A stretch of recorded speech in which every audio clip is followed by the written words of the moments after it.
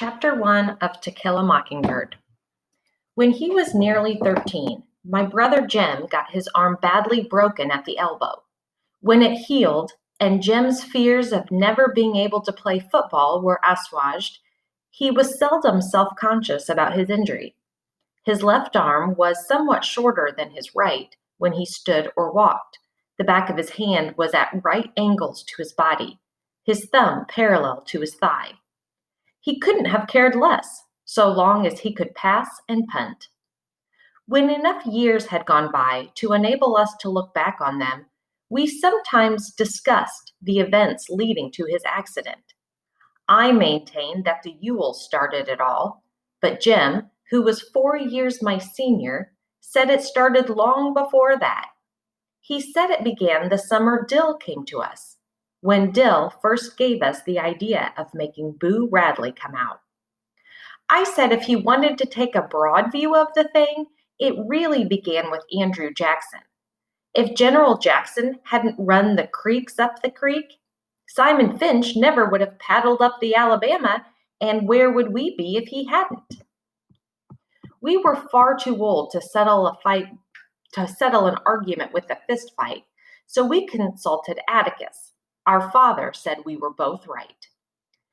Being Southerners, it was a source of shame to some members of the family that we had no recorded ancestors on either side of the Battle of Hastings. All we had was Simon Finch, a fur-trapping apothecary from Cornwall whose piety was exceeded only by his stinginess. An apothecary would be like a pharmacist, and piety means that he thought really highly of himself. In England, Simon was irritated by the persecution of those who called themselves Methodists at the hands of their more liberal brethren, and as Simon called himself a Methodist, he worked his way across the Atlantic to Philadelphia, thence to Jamaica, thence to Mobile, and up the St. Stephen's. Mindful of John Wesley's strictures on the use of many words in buying and selling, Simon made a pile practicing medicine. But in his pursuit, he was unhappy, lest he be tempted into doing what he knew was not for the glory of God, as the putting on of gold and costly apparel. So Simon, having forgotten his teacher's dictum on the possession of human chattels, bought 3 slaves, and with their aid established a homestead on the banks of the Alabama River, some 40 miles above St. Stephen's. He returned to St. Stephen's only once, to find a wife, and with her established a line that ran high to daughters. Simon lived to an impressive age and died rich. Okay, just real quick explanation there. They're talking about their family history, and their grandpa, Simon, left England because of religious matters, and he made a lot of money by practicing medicine, only he's a Methodist, which means that he doesn't believe in being showy about his money. So he ends up moving to, he ends up building a home on the banks of the Alabama River. And he, I'm going to read in the next sentence, they named that homestead Finch's Landing. It was customary for the men in the family to remain on Simon's homestead, Finch's Landing, and make their living from cotton. The place was self-sufficient, modest in comparison with the empires around it. The landing, nevertheless, produced everything required to sustain life except ice, wheat flour, and articles of clothing supplied by river boats from Mobile. Simon would have regarded with impotent fury the disturbance between the North and the South, as it left his descendants stripped of everything but their land. Yet the tradition of living on the land remained unbroken well into the 20th century. When my father, Atticus Finch, went to Montgomery to read law, and his younger brother went to Boston to study medicine. Their sister, Alexandra, was the Finch who remained at the landing. She married a taciturn man who spent most of his time lying in a hammock by the river wondering if his trot lines were full. When my father was admitted to the bar, that means when he became a lawyer, he returned to Maycomb and began his practice. Maycomb, some 20 miles east of Finch's Landing, was the county seat of Maycomb County. Atticus's office in the courthouse contained little more than a hat rack, a spittoon, a checkerboard, and an unsullied Code of Alabama.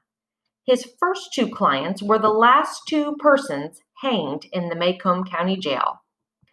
Atticus had urged them to accept the state's generosity in allowing them to plead guilty to second-degree murder and escape with their lives, but they were Haverfords, in Maycomb County, a name synonymous with jackass. The Haverfords had dispatched Maycomb's leading blacksmith in a misunderstanding arising from the alleged wrongful detention of a mare, a horse, were imprudent enough to do it in the presence of 3 witnesses and insisted that the son of a bitch had it coming to him was a good enough defense for anybody. They persisted in pleading not guilty to first-degree murder, so there was nothing much Atticus could do for his clients except to be present at their departure, an occasion that was probably the beginning for my father's profound distaste for the practice of criminal law. So basically, these 2 men killed somebody and pleaded not guilty, even though they admitted to doing it. And Atticus didn't much like that. During his first 5 years in Maycomb, Atticus practiced economy more than anything. That means he helped people with their money.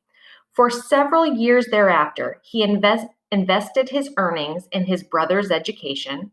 John Hale Finch, he's also known as Jack, was 10 years younger than my father and chose to study medicine at a time when cotton was not worth growing.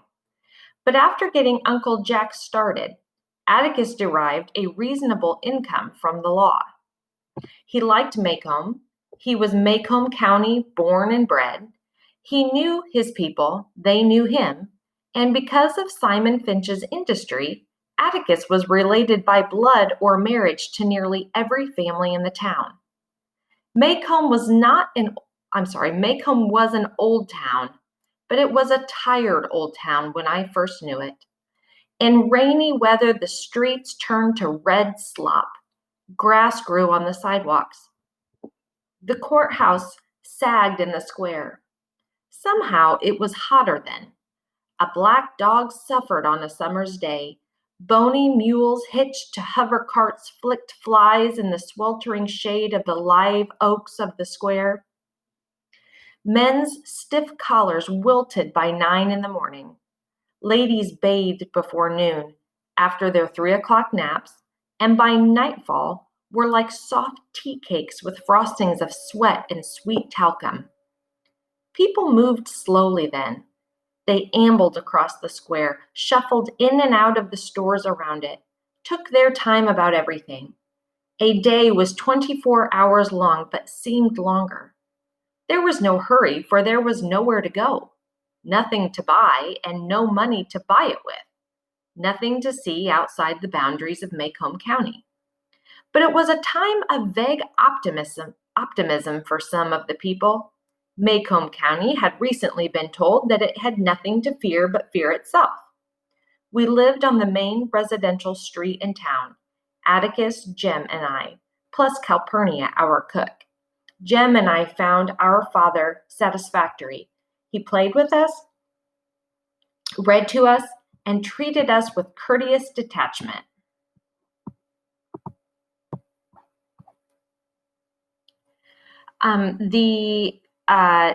Maycomb County had recently been told that it had nothing to fear but fear itself, was a quote from Franklin D. Roosevelt from his inaugural speech in 1933. This was his Roosevelt's attempt to lead the country through the Great Depression, and everybody was pretty scared of finances and what was going to happen. Calpurnia was something else again. She was all angles and bones. She was nearsighted. She squinted. Her hand was as wide as a bed slat and twice as hard. She was always ordering me out of the kitchen, asking me why I couldn't behave as well as Jim when she knew he was older, and calling me home when I wasn't ready to come. Our battles were epic and one-sided. Calpurnia always won, mainly because Atticus always took her side. She had been with us ever since Jem was born, and I had felt her tyrannical presence for as long as I could remember. Our mother died when I was 2, so I never felt her absence. She was a Graham from Montgomery. Atticus met her when he was first elected to the state legislature. He was middle-aged then. She was 15 years his junior. Jem was the product of their first year of marriage. 4 years later, I was born, and 2 years later, our mother died from a sudden heart attack. They said it ran in her family. I did not miss her, but I think Jem did. He remembered her clearly, and sometimes in the middle of a game, he would sigh at length, then go off and play by himself behind the car house. When he was like that, I knew better than to bother him. When I was almost 6 and Jem was nearly 10, our summertime boundaries, within calling distance of Calpurnia, were Mrs. Henry Lafayette DeBose's house, 2 doors to the north of us, and the Radley place, 3 doors to the south. We were never tempted to break them. The Radley place was inhabited by an unknown entity, the mere description of whom was enough to make us behave for days on end. And Mrs. DeBose was just plain hell. That was the summer Dill came to us. Early one morning, as we were beginning our day's play in the backyard, Jem and I heard something next door in Miss Rachel Haverford's collar patch. We went to the wire fence to see if there was a puppy. Miss Rachel's rat terrier was expecting. Instead, we found someone sitting looking at us. Sitting down, he wasn't much higher than the collards. We spoke at him until he spoke. Collards are plants. They have really big green leaves. Hey yourself, said Jem pleasantly. I'm Charles Baker Harris, he said. I can read. So what? I said. I just thought you'd like to know I can read. You got anything needs reading, I can do it. How old are you? Said Jem. 4.5. Going on 7. Shoot, no wonder then, said Jem, jerking his thumb at me. Scout yonder's been reading ever since she was born, and she ain't even started school yet. You look right puny for going on 7. I'm little, but I'm old, he said. Jem brushed his hair back to get a better look. Why don't you come over, Charles Baker Harris, he said. Lord, what a name. It's not any funnier than yours. Aunt Rachel says your name's Jeremy Atticus Finch. Jem scowled. I'm big enough to fit mine, he said. Your name's longer than you are. Bet it's a foot longer. Folks call me Dill, said Dill, struggling under the fence. Do better if you go over it instead of under it, I said. Where'd you come from? Dill was from Meridian, Mississippi, was spending the summer with his aunt, Miss Rachel, and would be spending every summer in Macomb from now on. His family was from Macomb County originally. His mother worked for a photographer in Meridian, had entered his picture in a beautiful child contest and won $5. She gave the money to Dill, who went to the picture show 20 times on it. Don't have any picture shows here except Jesus ones in the courthouse sometimes, said Jem. Ever see anything good? Dill had seen Dracula, a revelation that moved Jem to eye him with the beginning of respect. Tell it to us, he said. Dill was a curiosity. He wore blue linen shorts that buttoned to his shirt. His hair was snow white and stuck to his head like duck fluff. He was a year my senior, but I towered over him. As he told us the tale, his blue eyes would lighten and darken. His laugh was sudden and happy. He habitually pulled at a cowlick in the center of his forehead. When Dill had reduced Dracula to dust and Jem said that the show sounded better than the book, I asked Dill where his father was. You ain't said anything about him. I haven't got one. Is he dead? No. Then if he's not dead, you've got one, haven't you? Dill blushed and Jem told me to hush, a sure sign that Dill had been studied and found acceptable. Thereafter, the summer passed in routine contentment. Routine contentment was improving our treehouse that rested between giant twin chinaberry trees in the backyard, fussing, running through our list of dramas based on the works of Oliver Optic, Victor Appleton, and Edgar Rice Burroughs. In this matter, we were lucky to have Dill. He played the character parts formerly thrust upon me, the ape in Tarzan, Mr. Crabtree in The Rover Boys, Mr. Damon in Tom Swift. Thus, we came to know Dill as a pocket Merlin, whose head teemed with eccentric plans, strange longings, and quaint fantasies. I'm going to add here, Merlin was a fictional wizard.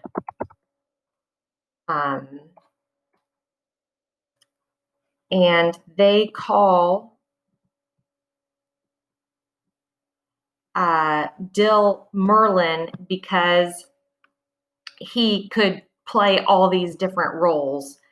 So he was sort of like a wizard that he could transform into these different people. By the end of August, our repertoire was vapid from countless reproductions, and it was then that Dill gave us the idea of making Boo Radley come out. The Radley place fascinated Dill. In spite of our warnings and explanations, it drew him as the moon draws water, but drew him no nearer than the light pole on the corner, a safe distance from the Radley gate. There he would stand, his arm around the fat pole, staring and wondering. The Radley place jutted into a sharp curve beyond our house. Walking south, one faced its porch. The sidewalk turned and ran beside the lot.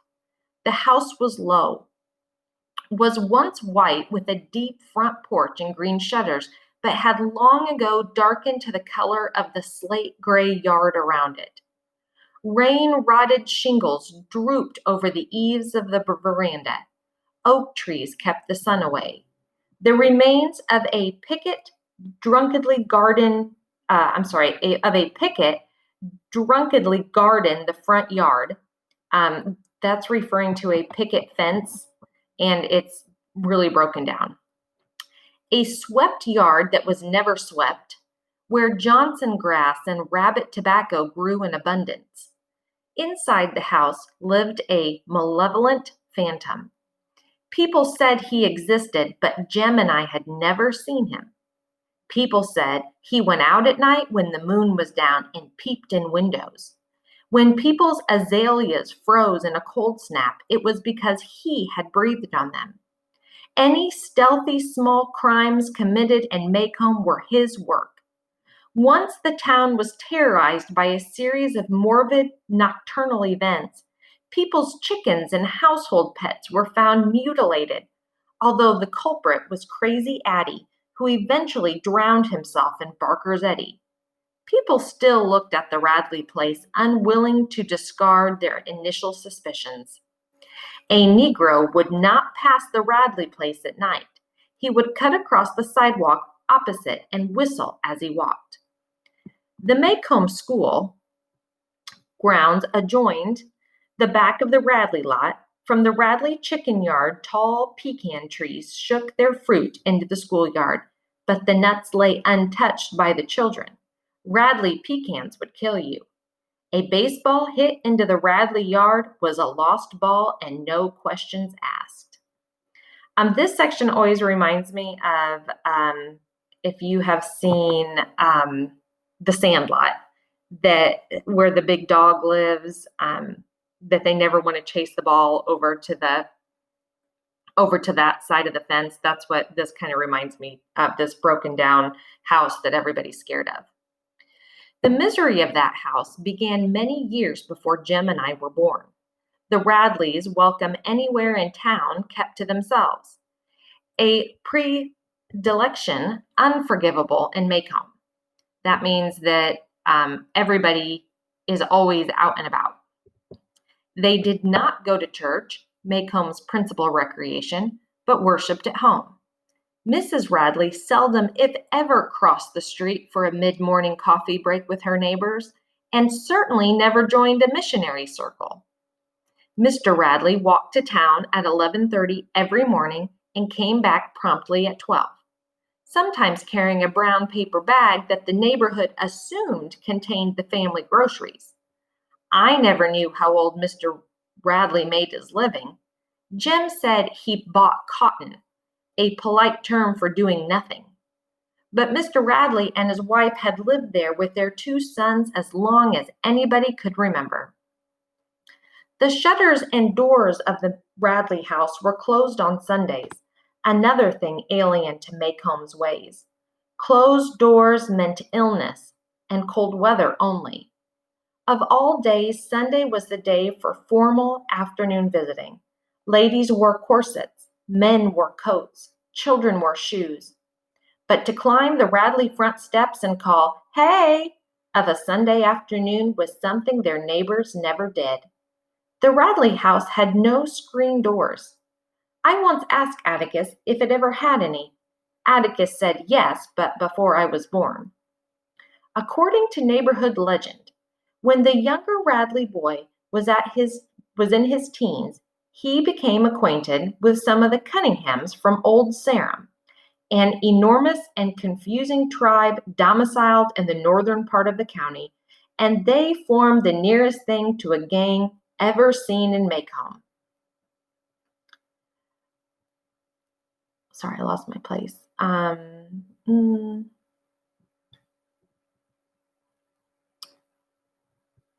There we go. They did little, but enough to be discussed by the town and publicly warned from 3 pulpits. They hung around the barber shop, they rode the bus to Abbotsville on Sundays, and went to the picture show. They attended dances at the county's Riverside Gambling Hall. Oh, that's supposed to say hall. The Dewdrop Inn and Fishing Camp. They experimented with stump hole whiskey. Nobody in Maycomb had nerve enough to tell Mr. Radley that his boy was in with the wrong crowd. One night, in an excessive spurt of high spirits, the boys backed around the square in a borrowed flivver, resisted arrest by Maycomb's ancient beadle, Mr. Connor, and locked him in the courthouse outhouse. The town decided something had to be done. Mr. Connor said he knew who each and every one of them was, and he was bound and determined they wouldn't get away with it. So the boys came before the probate judge on charges of disorderly conduct, disturbing the peace, assault and battery, and using abusive and profane language in the presence of and hearing of a female. The judge asked Mr. Connor why he included the last charge. Mr. Connor said they cussed so loud he was sure every lady in Maycomb heard them. The judge decided to send the boys to State Industrial School, where boys were sometimes sent for no other reason than to provide them with food and decent shelter. It was no prison, and it was no disgrace. Mr. Radley thought it was. If the judge released Arthur, Mr. Radley would see to it that Arthur gave no further trouble. Knowing that Mr. Radley's word was his bond, the judge was glad to do so. The other boys attended the industrial school and received the best secondary education to be had in the state. One of them eventually worked his way through engineering school at Auburn. The doors of the Radley house were closed on weekdays as well as Sundays, and Mr. Radley's boy was not seen again for 15 years. But there came a day barely within Jim's memory when Boo Radley was heard from and was seen by several people, but not by Jim. Boo Radley is the nickname that the town gives Arthur Radley. He said Atticus never talked much about the Radleys. When Jim would question him, Atticus's only answer was for him to mind his own business and let the Radleys mind theirs. They had a right to. But when it happened, Jim said Atticus shook his head and said, So Jim received most of his information from Miss Stephanie Crawford, a neighborhood scold. That means that she is the neighborhood gossip, who said she knew the whole thing. According to Miss Stephanie, Boo was sitting in the living room cutting some items from the Maycomb Tribune to paste in his scrapbook. His father entered the room. As Mr. Radley passed by, Boo drove the scissors into his parents' leg, pulled them out, wiped them on his pants, and resumed his activities. Mrs. Radley ran screaming into the street that Arthur was killing them all, but when the sheriff arrived, he found Boo still sitting in the living room cutting up the Tribune. He was 33 years old then. Miss Stephanie said that old Mr. Radley said no Radley was going into an asylum, when it was suggested that a season in Tuscaloosa might be helpful to Boo. Boo wasn't crazy. He was high-strung at times. It was all right to shut him up, Mr. Radley conceded, but insisted that Boo not be charged with anything. He was not a criminal. The sheriff hadn't the heart to put him in jail alongside Negroes, so Boo was locked in the courthouse basement. If you look at this section right here, it kind of makes you think that Boo probably has some mental issues going on. And remember that back in the 1930s, well up into probably the 1980s, or at least the 1970s, people really were scared of any sort of mental illness because they didn't understand it. And so that if there was any mental issues going on, they would pretty much lock them away in an asylum. So Mr. Radley doesn't want Boo to go to an asylum and says that they locked him in the courthouse basement. Boo's transition from the basement to back home was nebulous in Jim's memory. Miss Stephanie Crawford said some of the town council told Mr. Radley that if he didn't take Boo back, Boo would die of mold from the damp. Besides, Boo could not live forever on the bounty of the county. Nobody knew what form of intimidation Mr. Radley employed to keep Boo out of sight, but Jem figured that Mr. Radley kept him chained to the bed most of the time. Atticus said no, it wasn't that sort of thing, that there were other ways of making people into ghosts.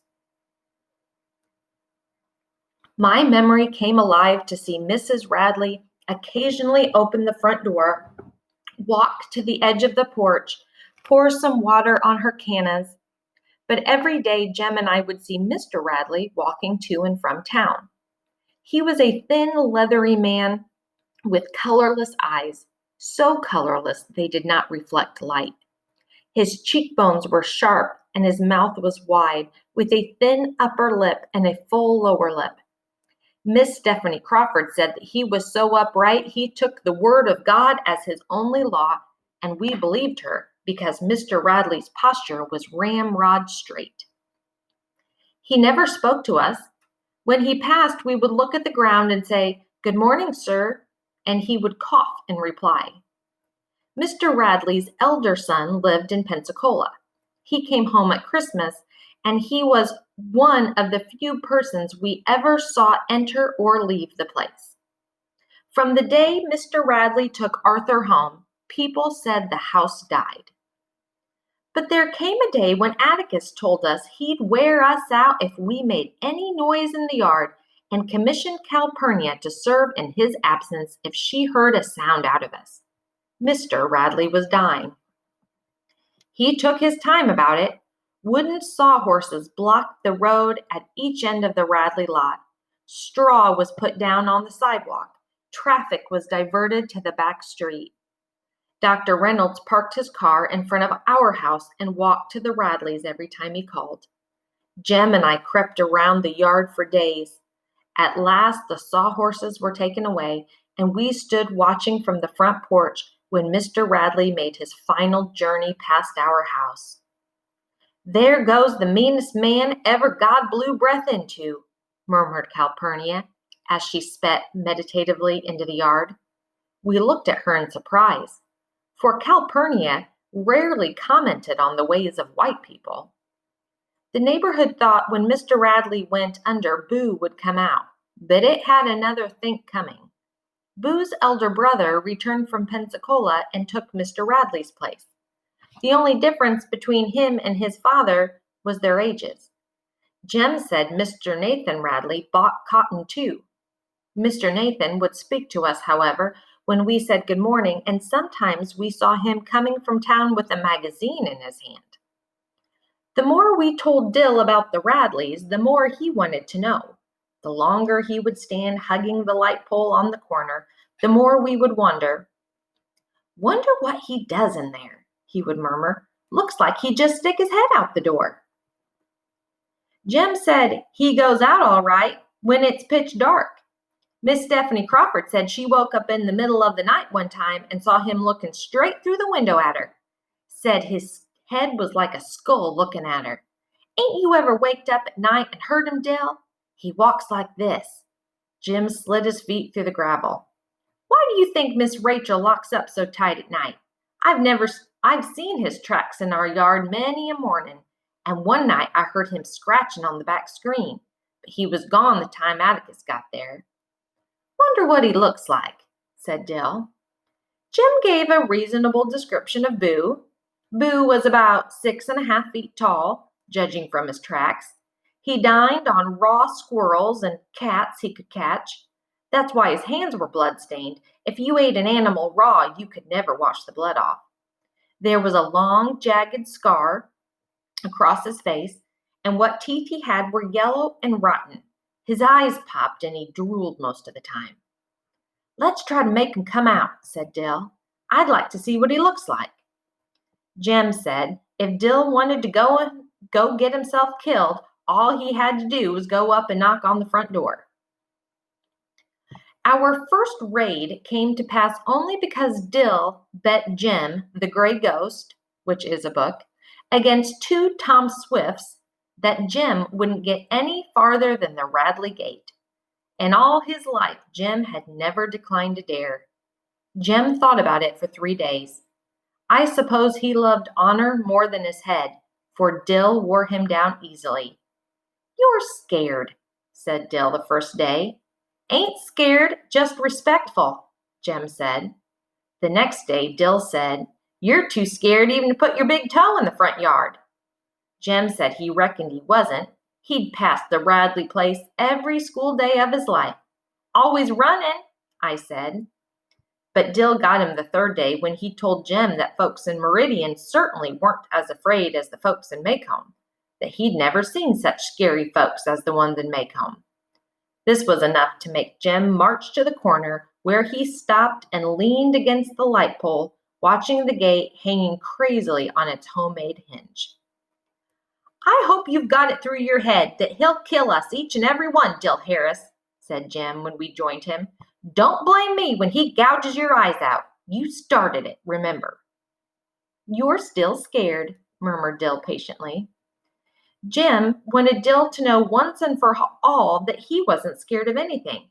"It's just that I can't think of a way to make him come out without him getting us." Besides, Jem had his little sister to think of. When he said that, I knew he was afraid. Jem had his little sister to think of the time I dared him to jump off the top of the house. "If I got killed, what'd become of you?" he asked. Then he jumped, landed unhurt, and his sense of responsibility left him until confronted by the Radley place. "You gonna run out on a dare?" asked Dill. "If you are, then—" "Dill, you have to think about these things," Jem said. "Let me think a minute. It's sort of like making a turtle come out." "How's that?" asked Dill. "Strike a match under him." I told Jim if he set fire to the Radley place, I was going to tell Atticus on him. Dill said striking a match under a turtle was hateful. Ain't hateful, just persuades him. It's not like you chunk him in the fire, Jim growled. How do you know a match don't hurt him? Turtles can't feel, stupid, said Jim. Were you ever a turtle, huh? My stars, Dill. Now let me think. Reckon we can rock him? Jim stood in thought so long that Dill made a mild concession. I won't say you ran out on a dare, and I'll swap you the gray ghost if you just go up and touch the house. Jim brightened. Touch the house, that's all? Dill nodded. Sure, that's all now? I don't want you hollering something different the minute I get back. Yeah, that's all, said Dill. He'll probably come out after you when he sees you in the yard. Then Scout and me'll jump on him and hold him down so we can tell him we ain't gonna hurt him. We left the corner, crossed the street that ran in front of the Radley house, and stopped at the gate. Well, go on, said Dill. Scout and me's right behind you. I'm going, said Jim. Don't hurry me. He walked to the corner of the lot, then back again, studying the simple terrain as if deciding how best to effect an entry, frowning and scratching his head. Then I sneered at him. Jim threw open the gate and sped to the side of the house, slapped it with his palm, and ran back past us, not waiting to see if his foray was successful. Dill and I followed on his heels. Safely on our porch, panting and out of breath, we looked back. The old house was the same, droopy and sick, but as we stared down the street, we thought we saw an inside shutter move. Flick. A tiny, almost invisible movement, and the house was still.